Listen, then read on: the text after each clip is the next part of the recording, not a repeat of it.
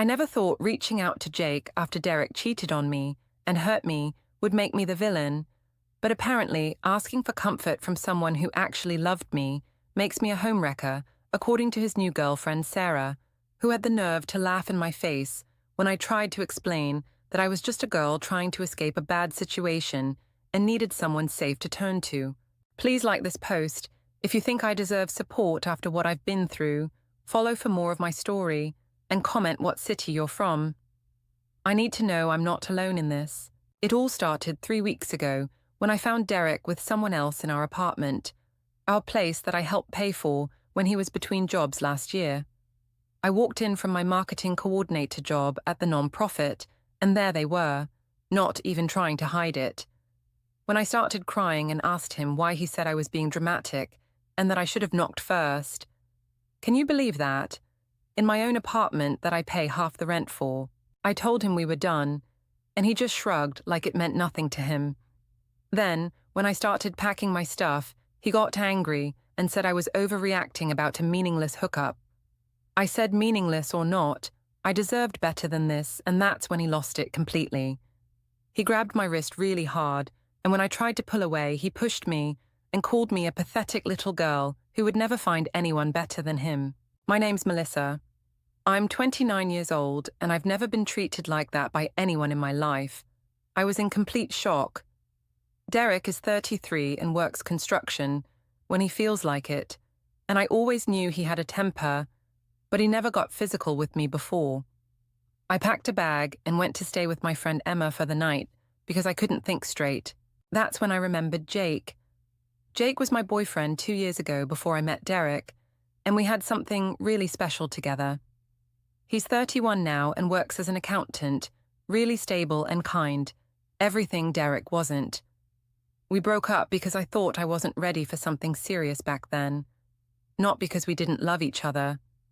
Jake always treated me like a princess and never once raised his voice at me, let alone got physical. So I sent him a text that first night.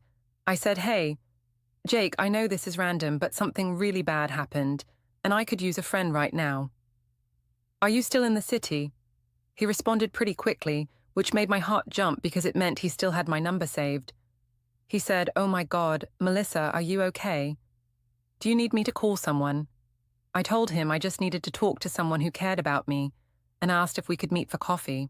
He said he was sorry, but he couldn't meet up because he was in a relationship now, but if I was in real danger, I should call the police or a crisis hotline. That hurt, but I understood. He was just being cautious, which is so like him.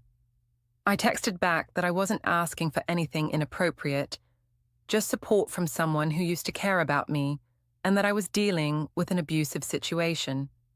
He said he was sorry I was going through that, but suggested I reach out to a domestic violence hotline instead. I couldn't believe he was being so cold when I was genuinely suffering. This wasn't some game or manipulation. I was literally a victim reaching out for help. So I called him instead of texting because I thought maybe hearing my voice would remind him of what we had. When he answered, I started crying immediately and told him about Derek hurting me and cheating on me.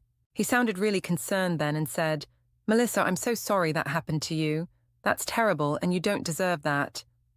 But then he said, "I really think you should talk to a professional or someone in your family about this. I can't be your support system anymore."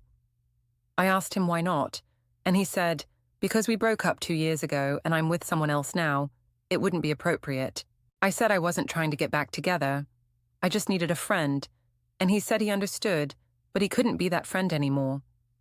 I asked him if this new girlfriend was really so insecure that she couldn't handle him helping someone in crisis, and he got quiet for a second. Then he said, "Her name is Sarah, and she's not insecure, she's just boundaries, and so do I." We can't have this kind of relationship anymore, Melissa. That made me so angry because here I was being abused and abandoned, and he was worried about some girl he barely knew. I said, "You know what, Jake? I thought you were different from other guys, but I guess you're just as selfish as the rest of them." He said that wasn't fair, and I said what's not fair is me getting hit and having nowhere to turn because everyone's too worried about their own comfort to help. Before he could respond, I hung up because I was too upset to keep talking. But later that night, I couldn't sleep, and I kept thinking about how Jake used to hold me when I cried and promise he'd always be there for me. So I sent him a long text explaining everything, how Derek had been getting more controlling and aggressive, how I'd lost touch with most of my friends because of his jealousy, how I had nowhere else to go. I told him I wasn't asking him to leave his girlfriend or anything crazy like that. I just needed someone who knew the real me to remind me that I was worth more than Derek's treatment. I said, I know you probably think I'm being dramatic, but I was really hurt, and I'm scared to go back to my apartment. He didn't respond that night, but the next morning, he texted back saying he was really sorry about what I was going through, and that he'd thought about it overnight. He said he could help me find resources like shelters or counseling services, but he couldn't be personally involved beyond that. He sent me some links to domestic violence organizations and said, please reach out to them. They'll be able to help you better than I can. I was grateful he was trying to help, but those organizations felt so cold and impersonal. I needed someone who actually knew me and cared about me personally, not some stranger on a hotline. So I texted him back saying thank you for the resources, but what I really need is just to feel like someone cares about me as a person right now. Could we just meet for one coffee as friends? He said, Melissa, I care about you as a human being, and I want you to be safe, but I can't meet up with you. It would cross boundaries in my current relationship, and honestly, it wouldn't be healthy for either of us. Please use those resources I sent you. I said I couldn't believe he was choosing some random girl over helping someone he claimed to care about. That's when he told me Sarah wasn't some random girl. They'd been together for over a year and he loved her. He said I needed to respect that and stop contacting him unless it was a genuine emergency. I said, getting hurt by my boyfriend isn't enough of an emergency for you. He said, yes, it is. That's why I sent you professional resources, but I'm not the right person to help you with this. I was so frustrated because he was completely missing the point. I didn't need professional resources. I needed personal connection and support from someone who actually knew me. So I tried a different approach and posted on Instagram about what Derek did to me. I didn't mention Jake directly, but I posted about my situation with a caption about how some people abandon you when you need them most, while others show their true colors in crisis.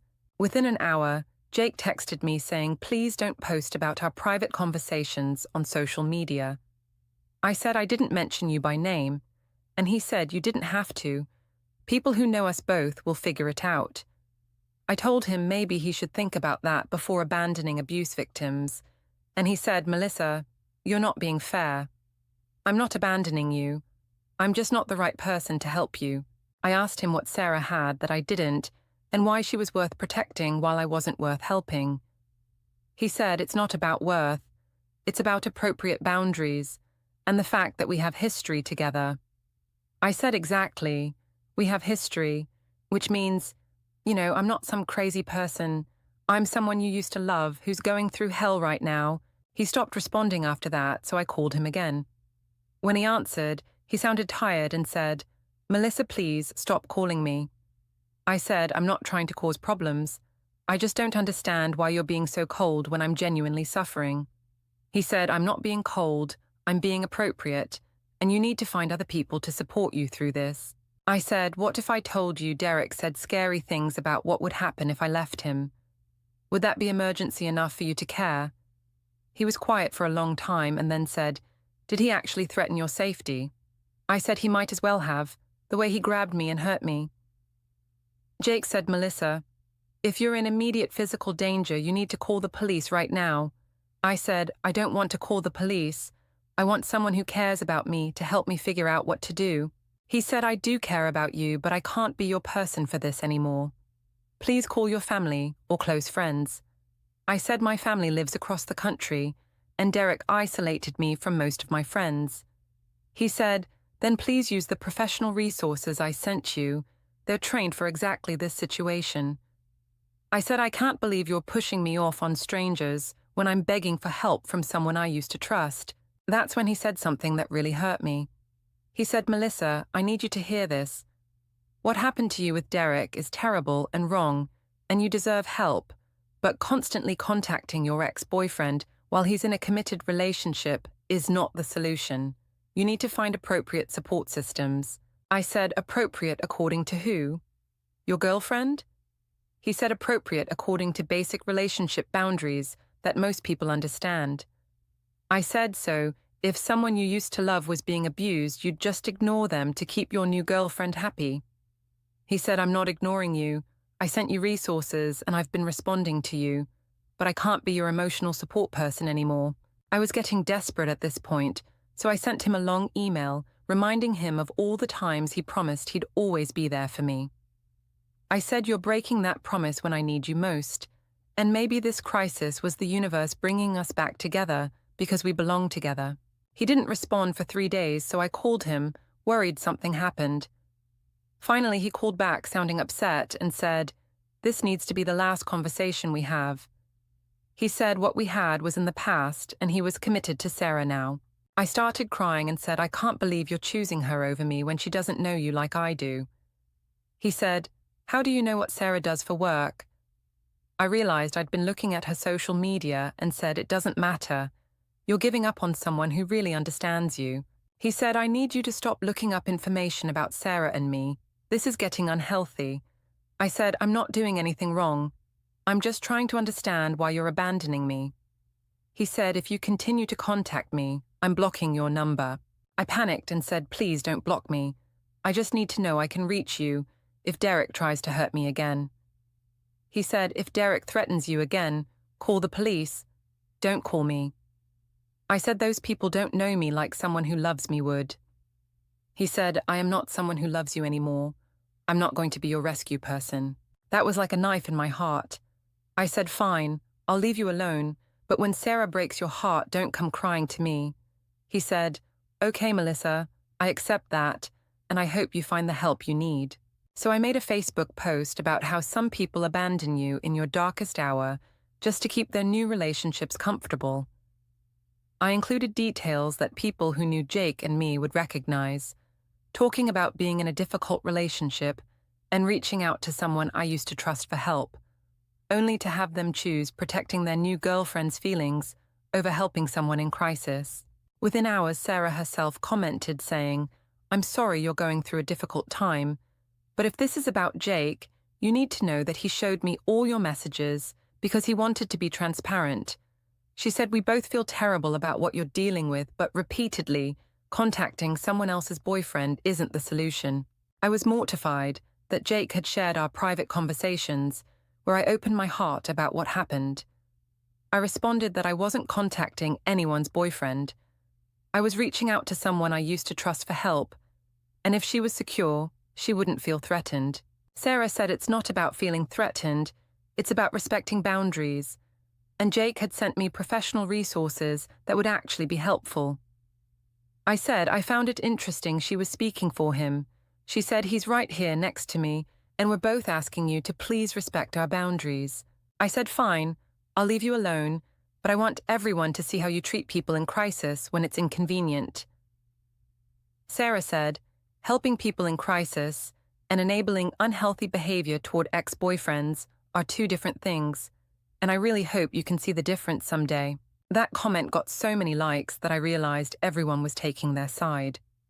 I deleted the post because it was making me look bad, but I was angry they'd turned my genuine cry for help into something ugly. I sent Jake one more text saying I can't believe you shared my personal situation with Sarah like gossip. He responded immediately, saying I told Sarah because I wanted to be transparent with my partner about an ex repeatedly contacting me despite being asked to stop. I said, so my problems are just gossip to you now? He said, your situation is real, but fixating on me isn't healthy for anyone. I said, you're making me go through this alone just to protect her feelings. He said, I've given you resources for appropriate help. Sarah isn't the issue, your inability to accept boundaries is. He said, Melissa, I'm being direct one final time. You are not my responsibility anymore. What Derek did is terrible, and you deserve help, but that help cannot come from me. If you contact me again, I will block you completely. 2 weeks passed, and I kept hoping he'd check on me, but he never did. Finally, I went to our old coffee shop hoping to run into him. On the fourth try, he walked in with Sarah, and I knew this was my chance. I approached their table and said, "Hi, Jake. I know you said not to contact you, but I need to talk about something important." He looked uncomfortable and said, "Melissa, please don't do this here."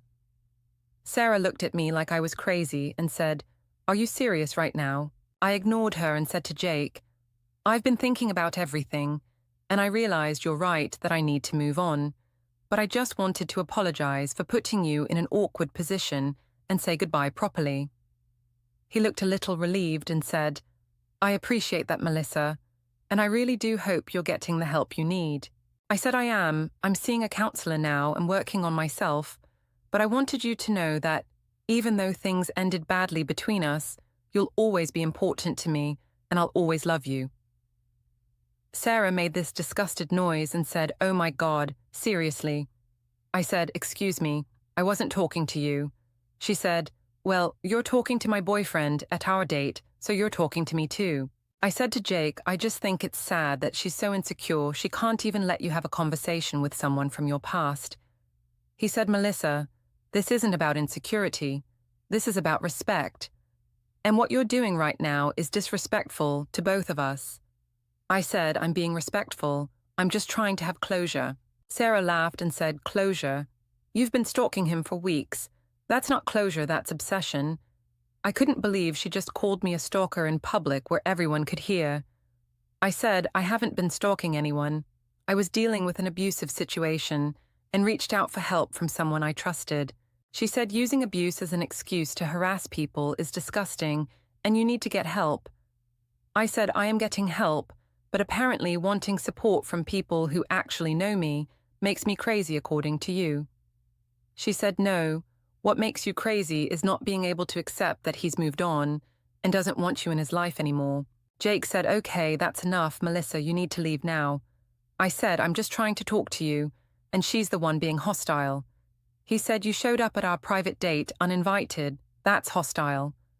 Sarah said, "Jake, let's just go somewhere else. She's clearly not going to leave us alone." I said, "I'll leave you alone after this. I just wanted Jake to know that I forgive him for abandoning me when I needed him most, and I hope someday he realizes what he gave up." Sarah actually started laughing and said, "What he gave up? You mean someone who can't take no for an answer and thinks being an abuse victim gives her the right to stalk her ex-boyfriend?" I was so angry, I started crying and said, "You have no idea what I've been through or what Jake and I meant to each other." She said, "I know exactly what you meant to each other. You dated 2 years ago, you broke up, he moved on, and you can't accept it." I said we had a real connection that you'll never understand. She said, "If your connection was so real, he wouldn't have blocked your number and asked you to stop contacting him multiple times." I said he only did that because you manipulated him into it. She said, "No, he did that because you're acting like a stalker, and he's finally seeing you for who you really are." Jake stood up and said, "We're leaving now, and Melissa, if I see you anywhere near us again, I'm calling security." I said, "You'd actually call security on someone you used to love?" He said, "I'd call security on anyone who was bothering me and my girlfriend, yes." Sarah said, "Come on, babe, let's get out of here before she causes more of a scene." As they were walking away, I called out, "I hope you're happy together, but don't come looking for me when you realize she's not the person you thought she was." Sarah turned around and said, "Trust me, that will never happen," and she had this little smirk on her face like she'd won something. The worst part was that other people in the coffee shop were staring at me, and I could tell they all thought I was the crazy one. I heard someone whisper something about a difficult ex-girlfriend, and I realized that Jake and Sarah had completely destroyed my reputation and made me look like some unhinged person when I was just trying to get help. When I got back to Emma's, she said she'd heard about the coffee shop incident from social media.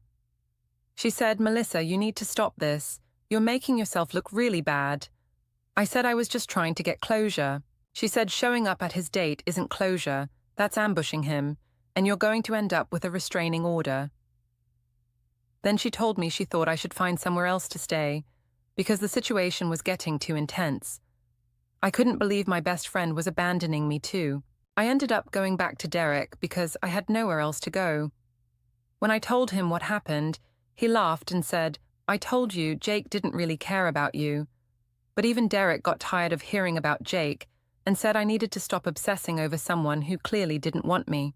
I kept thinking about how Sarah had laughed at me and how satisfied she looked when Jake chose her over me.